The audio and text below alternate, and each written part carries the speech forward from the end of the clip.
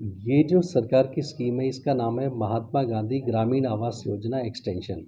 इस स्कीम के तहत हमने 9 गाँव के प्रपोज़ल सरकार को भेजे थे, जिनमें से 2 गाँव का चयन किया गया है, मोठुका और फैजूपुर खादर। इसमें सरकार द्वारा पंचायतों को कलेक्टरेट जो उस पंचायत में ज़मीन का होगा वो मुहैया कराया जाएगा और ज़मीन फिर हाउसिंग फॉर ऑल डिपार्टमेंट के नाम पे ट्रांसफ़र की जाएगी। यानी कि सरकार पहले जमीन पंचायत से खरीदेगी कलेक्टरेट पर, उसके बाद में उस जमीन का ट्रांसफर होगा। जी। तो क्या आपकी तरफ से क्राइटेरिया क्या रखा गया था इनका चिन्हित करने के लिए? साइट सिलेक्शन के लिए क्राइटेरिया ये था कि मिनिमम 3 एकड़ जगह हो, वो आबादी के साथ लगती हुई जगह हो ताकि रेडी टू यूज़ हो, लोग उसका उपयोग करें आवास के लिए। वहाँ बिजली, पानी और रोड की कनेक्टिविटी पहले से ही होनी चाहिए ताकि ज़्यादा उसमें व्यय करना ना पड़े। तो आप जिस तरह जिक्र कर रहे हैं कि 9 गाँवों का आपने प्रस्ताव भेजा था, लेकिन अब 2 गाँवों के लिए फाइनल मंजूरी मिल गई है।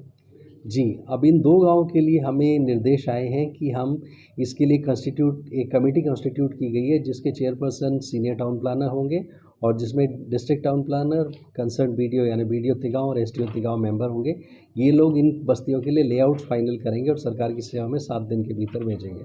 आपके डिपार्टमेंट का काम केवल इतना था कि आपको जमीन चिन्हित करके देनी थी, बाकी के काम दूसरे विभागों की तरफ से किए जाएंगे। जी, हमारा जो सूटेबल लैंड पार्सल आइडेंटिफाई करने का कार्य हमारे विभाग के द्वारा किया गया, इसमें अग्रिम कार्रवाई हाउसिंग फॉर ऑल डिपार्टमेंट के माध्यम से की जाएगी। जैसे कि आपने बताया 3 एकड़ जमीन जहां लोगों को रहने के लिए दिक्कतें ना हो, वो कौन कौन सी चीज़ें थी जो देखी गई हैं इसमें?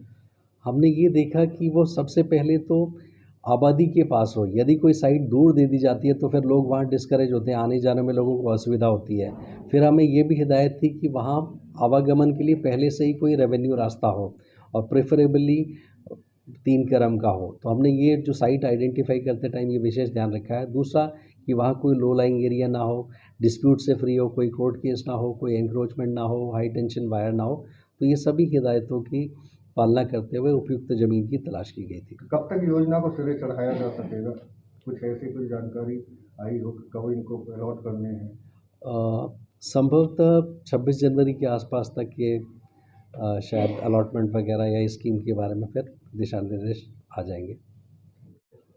ये जो सरकार की स्कीम है इसका नाम है महात्मा गांधी ग्रामीण आवास योजना एक्सटेंशन।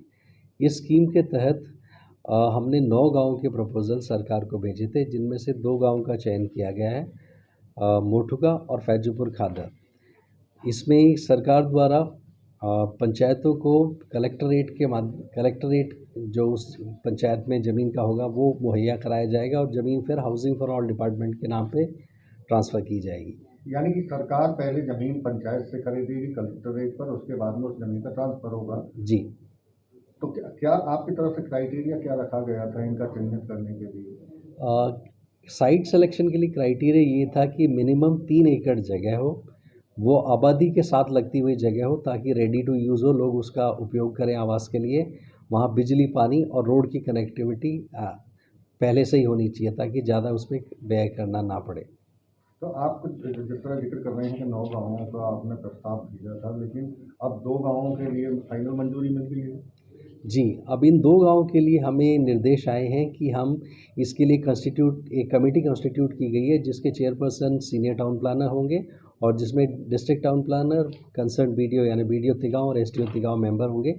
ये लोग इन बस्तियों के लिए लेआउट फाइनल करेंगे और सरकार की सेवा में 7 दिन के भीतर भेजेंगे।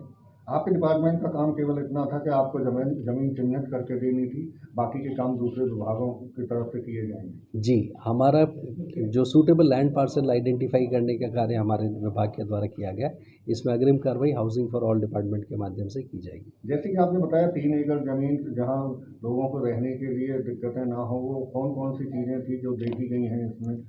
हमने ये देखा कि वो सबसे पहले तो आबादी के पास हो। यदि कोई साइट दूर दे दी जाती है तो फिर लोग वहाँ डिस्करेज होते हैं, आने जाने में लोगों को असुविधा होती है।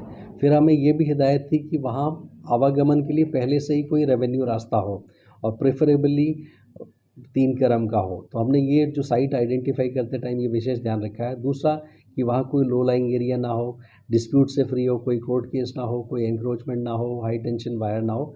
तो ये सभी हिदायतों की पालना करते हुए उपयुक्त ज़मीन की तलाश की गई थी। कब तक योजना को सिरे चढ़ाया जा सकेगा? कुछ ऐसी कोई जानकारी आई हो कि कब इनको अलॉट करने हैं? संभवतः 26 जनवरी के आसपास तक ये शायद अलॉटमेंट वगैरह या स्कीम के बारे में फिर दिशा निर्देश आ जाएंगे।